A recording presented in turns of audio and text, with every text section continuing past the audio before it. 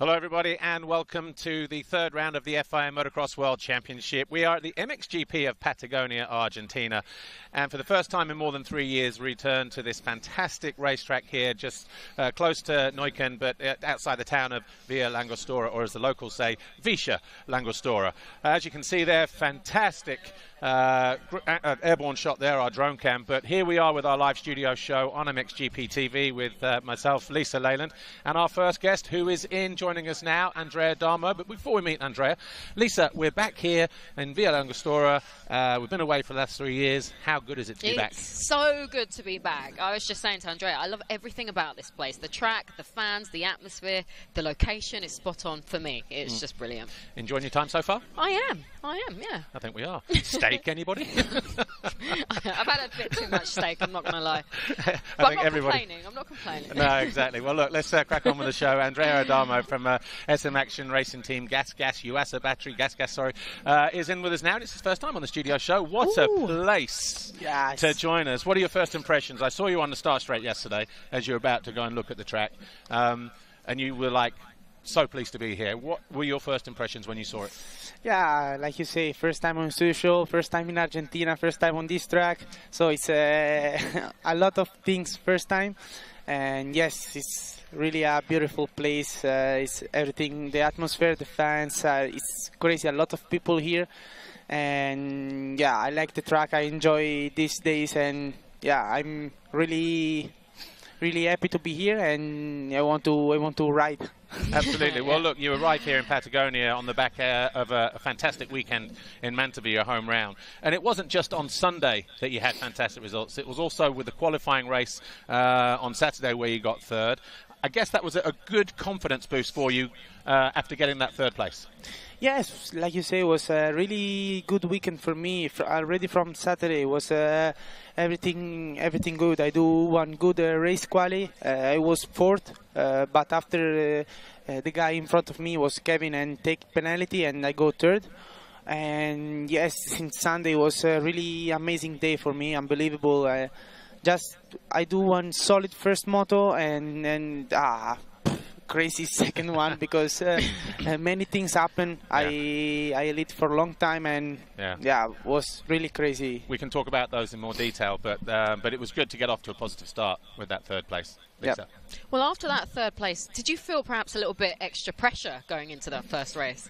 Not extra pressure, but yesterday I arrived at the track with a little bit different mentality. Like, okay, I want to do another one-time podium, and you know, not all the GPs are like Mantova. We need to fight for take some good points every GP and try to give the best. Well, fourth in that first race. Describe your emotion, because at that moment that was your best ever finish in MX2, wasn't it?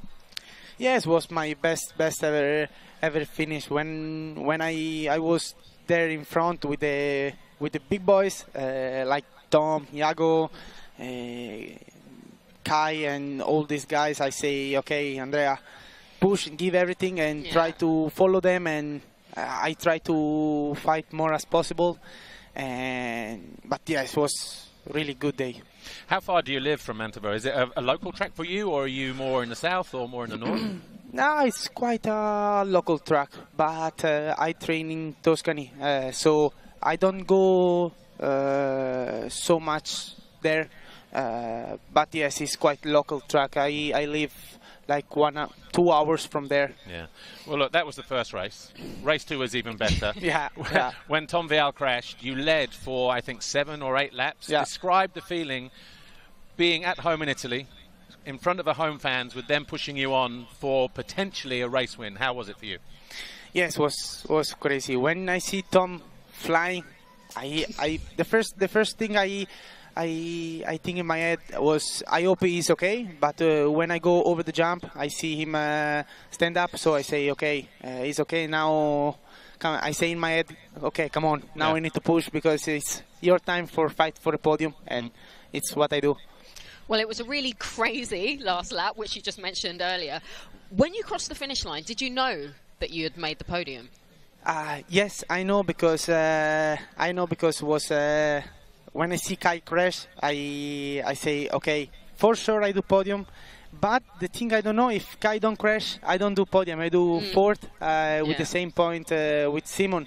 So was also a little bit lucky, but one rider need also a little bit lucky. Yeah. Obviously, this was earlier on in the race, but on the final lap, and we're going to see it later on with Lorenzo, Resta, but this final corner here is where that action happened between Simon and Kai. But we're going to see you crossing the line any moment now. Your reaction was fantastic when you crossed the line, even better when you're on the podium. Yes.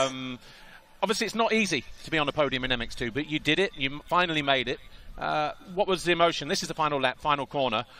What was going through your head at this moment? Yes, was I can't describe with words my emotion. Just it's one thing I dream from when I was kid. So this dream come true, and so this is my all my emotion. The big panic rev. Yes. But this was even better. Yes, this was crazy. Eh? Does somebody have a photo of that?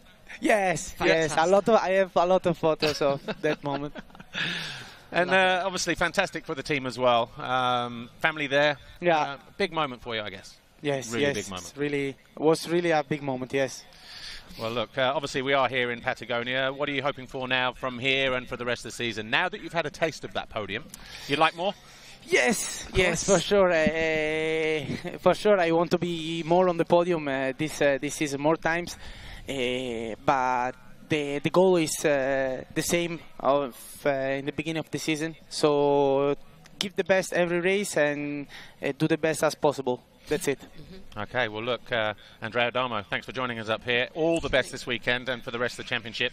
Third overall 2 weeks ago in Italy. Let's see what you can do from here on out. I know we're only round 3, but so much to look forward to. Thanks for joining us. Thank you, everyone. Don't go away at the moment. Before we meet our second guest, Brian Bogers, let's catch up with some action from 2 weeks ago, the MXGP of Lombardia. Here's highlights from that second MX2 race.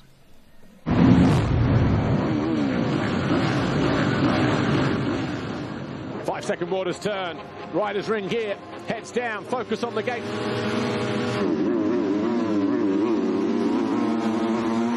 There's Anhara.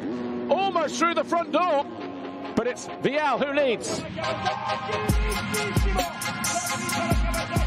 Second is Adamo. Third, Gifting. Fourth, Kaida Wolf. But he's through immediately into third place. Gifting back in third. He's found his way back past Kaida Wolf.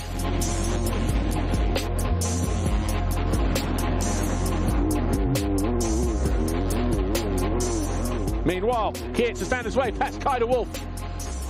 And up into four.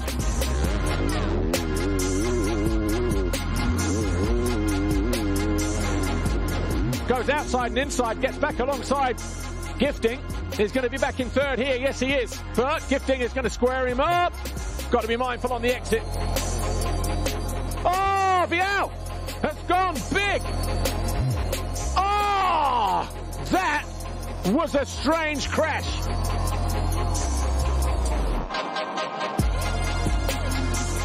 So we have a new leader, and it's the Italian riding for an Italian team, Andrea Adamo. 9 laps complete. Adamo, where is this performance coming from? Iago Geertz is right back on his rear wheel. Doubling in nicely there, the Belgian. Looking for momentum to keep building to make that pass happen. Geertz alongside Adamo. We have a new leader on lap 10. 1 or 2 little mistakes allowed Geertz to get close. This time around, he has not let that opportunity slip. He now leads the race. Something of a heroic effort, this, from Tom Vial. Oh, Adamo shows him a rear wheel, but undeterred, De Wolf goes through and into second place.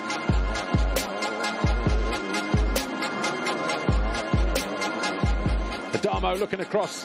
He has put everything into this race. He is absolutely spent, but he's still given everything he's got. Adamo, but Langenfelder goes through into third. Oh, he's coming back though, isn't he? Pulls out of the challenge though, thinks better of it. Langenfelder knows he has to push. He's running out of passing opportunities. Cuts to the inside. De Wolf left the door open. Ah, great move from Langenfelder. He's off balance. He keeps De Wolf to the outside, who responds! And he goes down! He tried to fight back. We may still see Adamo on the podium. The checkered flag goes out to Jago Geerts. He goes 1-1 for the first time since Holland. And Adamo is going to be on the podium. I'm sure he's going to be on the podium.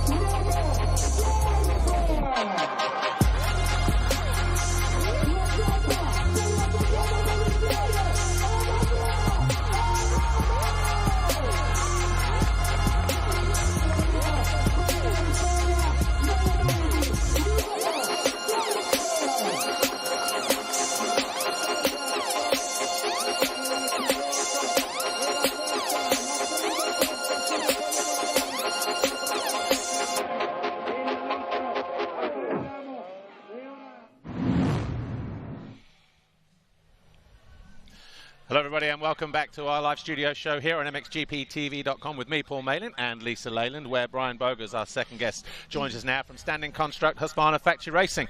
And Brian, great to see you, and obviously we'll talk Lombardia in a moment, but let's just go back one round earlier. Matterley Basin, Great Britain, 7 and 9 in England, 10th overall. Given what happened over those 2 weekends there with the weather and everything else and a short off season, were you generally quite pleased with a top 10 finish on that weekend in England?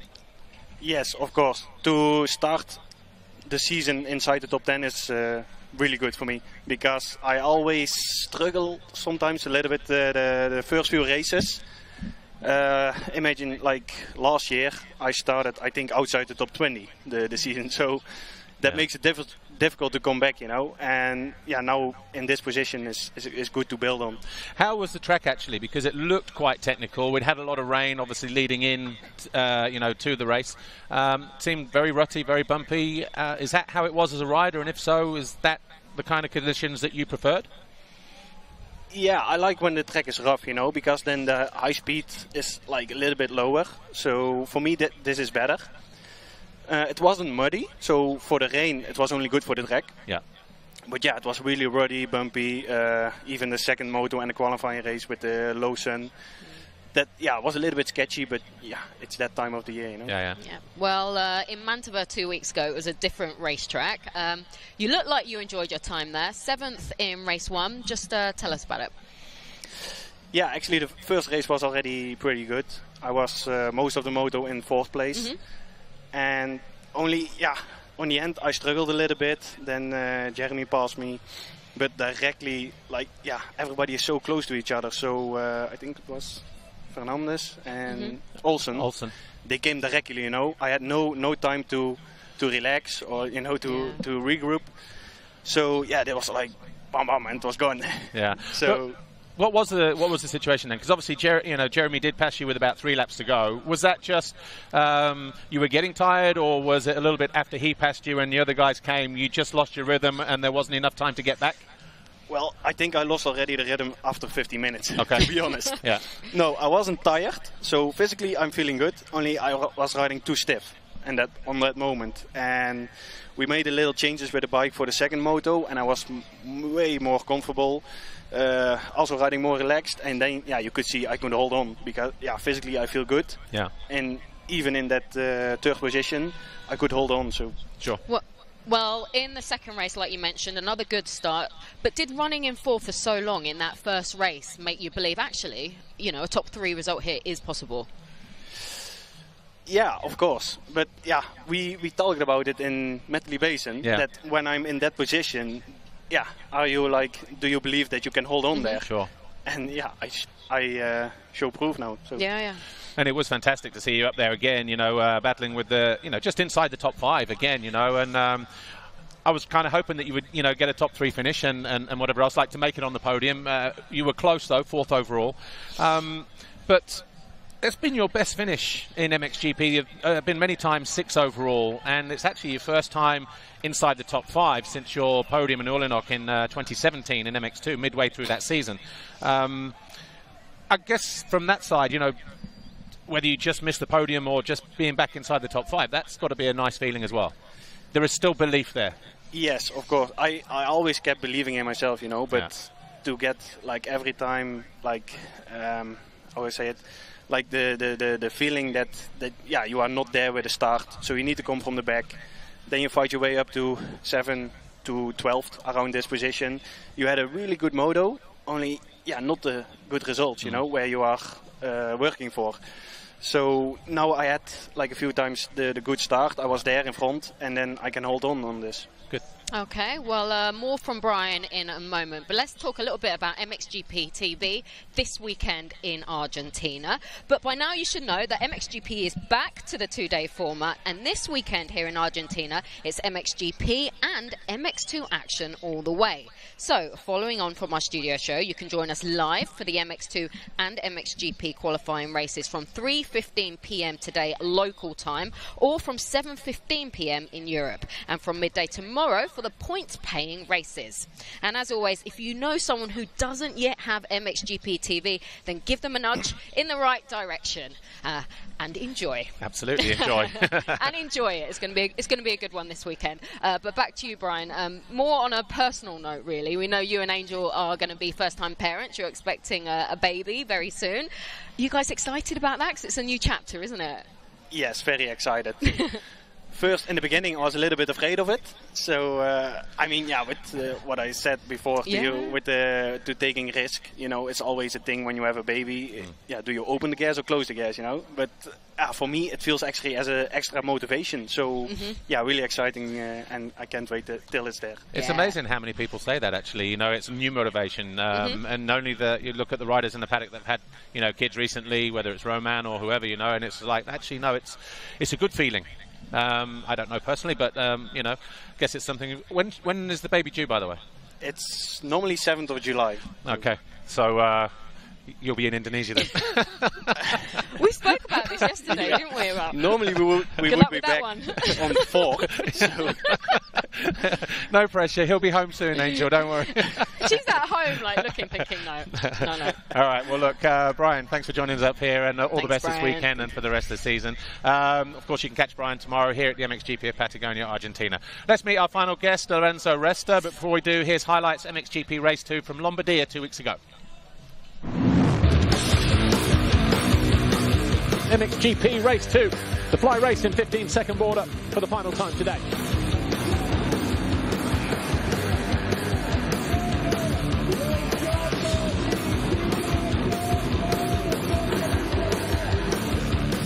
Geiser, and from the outside, who was that? 29, Jacoby, but it's Seaver who leads going into turn 2.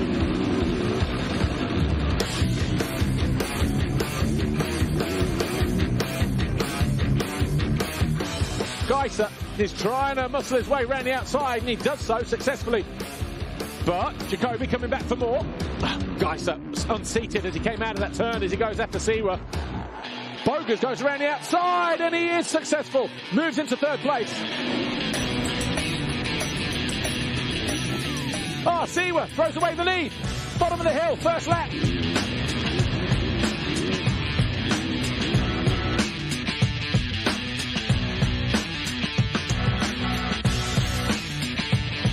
Van Hoorbeek has gone through as well, so all of a sudden, a mistake for Jeremy Seawert. Van Hoorbeek went through, so too did Prado, but Seawert now responding. He's found his way quickly past Seawert and is going back after the Jerryman.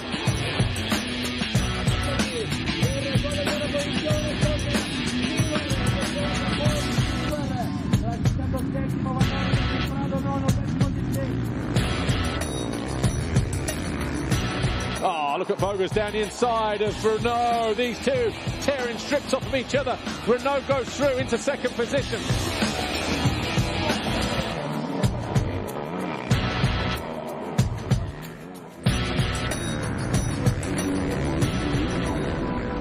Fernandez will cut back to the inside here. That's exactly what he does. Prado just comes in too long and then just gets a swap over the bars, face plants, picks himself up, but he lost the position, didn't he?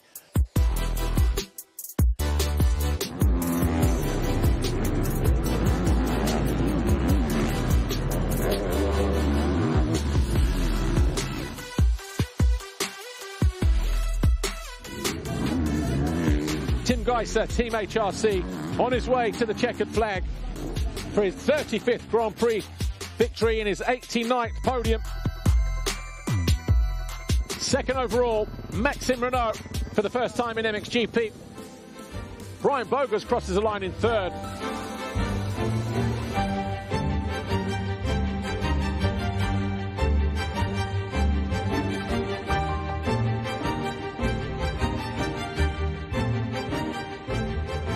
Yeah, it was good. I'm really happy to win the overall again. We were kind of like struggling with the setup because the track is quite hard, you know. It's not what we were used to coming here in Mantua. It was always a bit more softer. But anyway, happy that the last moto we finally adjust the bike correctly. Also, I'm quite happy with the stars. Stars were okay.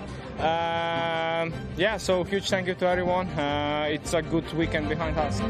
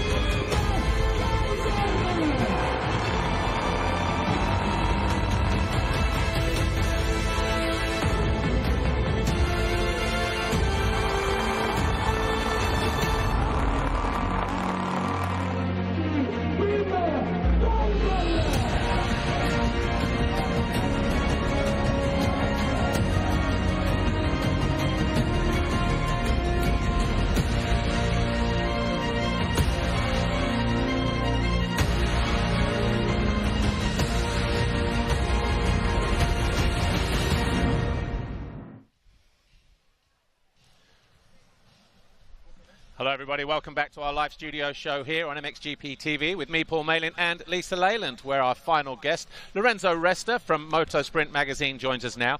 And Lorenzo, good to see you. Fantastic to be back here in Argentina. So much history with motocross and the World Championship here in particular. And obviously, talking to you yesterday, you reminded me actually of how close we are to the very beginnings of it here, especially down the road in Bisha.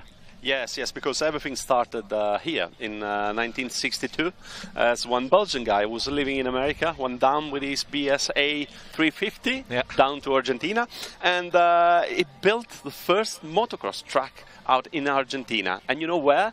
Here in Villa Langostura. No, not on this site, but somewhere close by. Yes, and you know what? Yesterday we had this fantastic autograph session in Villa Langostura, and the nephew of this guy was there with the Belgian flag. Brilliant. And his grandfather is still alive, is still here, is the guy who built first a ski resort here in Villa Langostura, and he's 84 years old. Fantastic. Perfect. Well, look, let's get on with the season. Last time out in Lombardia a couple of weeks ago, there were one or two talking points. Perhaps the biggest one was Tom Vial and his crash. Very lucky to get away from it, but how do you think that has changed the complexion of the championship?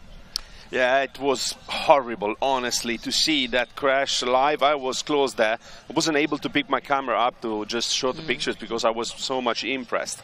Luckily, I don't know, it's kind of a miracle. It was able not even to walk back from this, but to restart with his bike.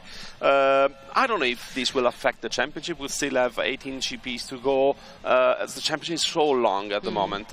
And he was riding last weekend in France. He was able to pick the win in really tough conditions. Yeah, I spoke to him last night at the autograph signing session, and he said he was just really shaken up after that. And you would be. Normal people would be. But obviously, good to see him here. He has raced at home in France a week ago, and I guess he's feeling confident. And great to see him here again. Yes, absolutely. Also because this championship needs as much as more champions because to have all those guys on track is always fantastic. Absolutely.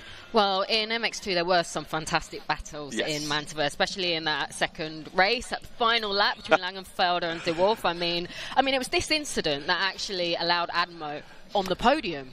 Yeah. Honestly, if someone was surprised about Simon in UK, the second moto in Mantova to me was even much better than this. From 15 to second with this last lap, that was amazing. It really showed how much you want to get to be on the podium and to come back. And he was fastest lap after fastest lap after fastest lap. He was on it. Absolutely. Yeah, it was 3 seconds faster than anybody else in one moment, so it was great. Well, actually, Mantova was the first GP post-Tony, wasn't it? Post-Cairoli. We know about Guadagnini, but how cool was it that Adamo was on the podium in front of home fans, and well deserved as well?